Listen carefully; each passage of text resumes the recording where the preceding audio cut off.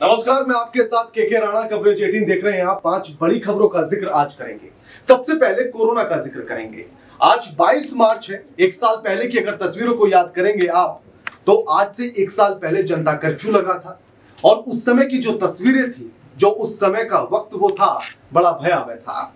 उसी को लेकिन एक बार फिर से कोरोना दस्तक दे चुका है। आंकड़े चौंकाने वाले निकलकर सामने आ रहे हैं। रिपोर्ट देखिए। देश भर में कोरोना के वायरस कुल केस 1.16 करोड़ के पार हो गई हैं। पिछले 24 घंटे की बात करें तो इस दौरान 46,951 कोरोना के मामले सामने आए।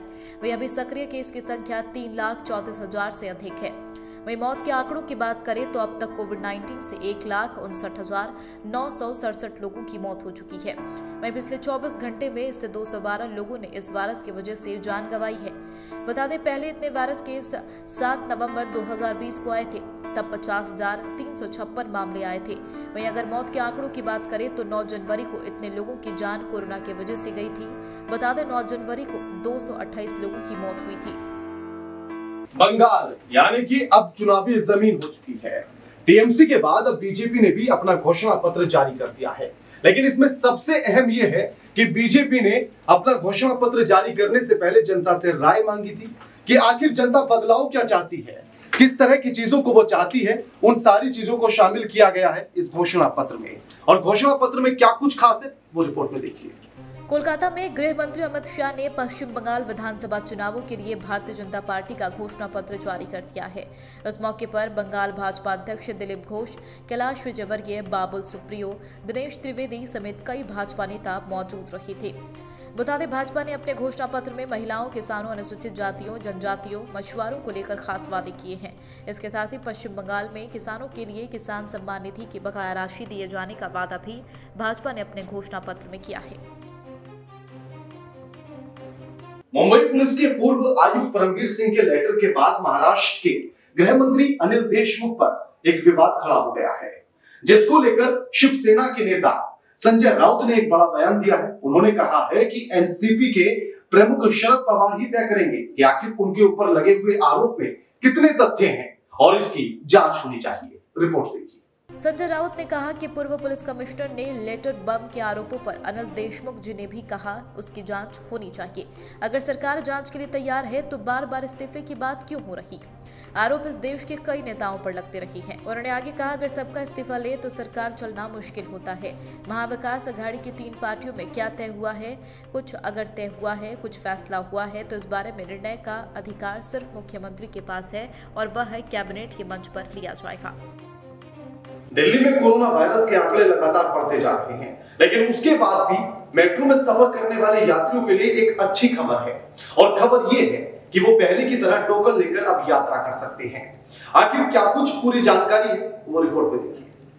बता दें, कोरोना काल के दौरान करीब 5.5 महीने तक मेट्रो का परिचालन बंद रहने के बाद पिछले साल सितंबर में जब मेट्रो का ऑपरेशन दोबारा शुरू हुआ था तो संक्रमण के खतरे को कम करने के लिए डीएमआरसी ने टोकन से यात्रा करने का सिस्टम बंद कर दिया था और केवल स्मार्ट कार्ड के जरिए ही यात्रा की इजाजत दी गई थी। लेकिन एक बार फिर से अब यात्री पहले की तरह टोकन खरीदकर भी मेट्रो में यात्रा कर सकेंगे।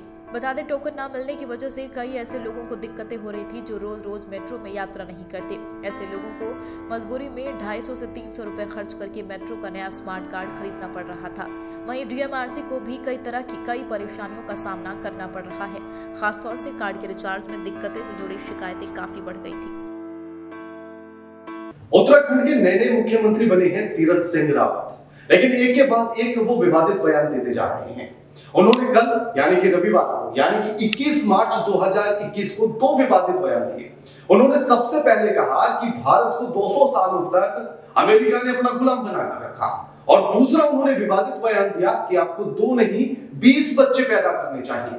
पूरी रिपोर्ट देखिए। बता दें, सीएम रावत ने एक बयान में भारत को 200 सालों तक अमेरिका का गुलाम बताया। इसी बीच एक अन्य विवादित बयान देते हुए सीएम रावत ने कहा, लोगों को कोविड-19 के दौरान अगर ज्यादा राशन पाना था तो उन्हें 2 की जगह ज्यादा बच्चे पैदा करने चाहिए थे। उन्होंने कहा, भैया इसमें दोष किसका है? उसने 20 पैदा किए तो उसे 1 क्विंटल मिला। अब इसमें जलन काहे का? जब समय था तो आपने ही 2 ही पैदा किए, 20 क्यों नहीं किए?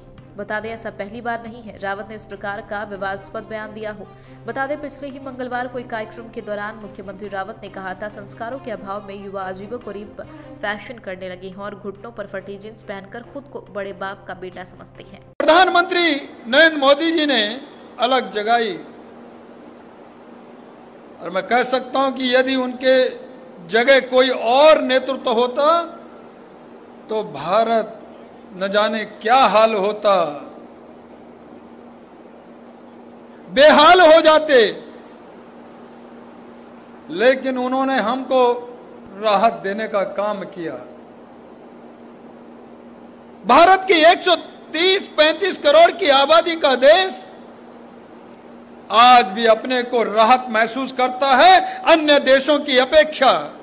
जहां अमेरिका के 200 वर्ष हम लोग गुलाम थे, पूरे विश्व के अंदर उसका राज था, कभी सूरज छिपता ही नहीं था या कहते थे। लेकिन आज के इस समय में वह डोल गया, बोल गया, 2.25 लाख से भी मृत्यु दर चला गया। इटली 12 करोड़ का आबादी का देश, स्वास्थ्य में नंबर 1, लेकिन मृत्यु दर आपका 50 लाख से भी आधा चला गया और अभी भी हालत खस्ती है, फिर पुनः लॉकडाउन की ओर बढ़ रहा है। बुलेटिन में फिलहाल इतना ही। लगातार खबरों के लिए देखते रहिए कवरेज 18। नमस्कार।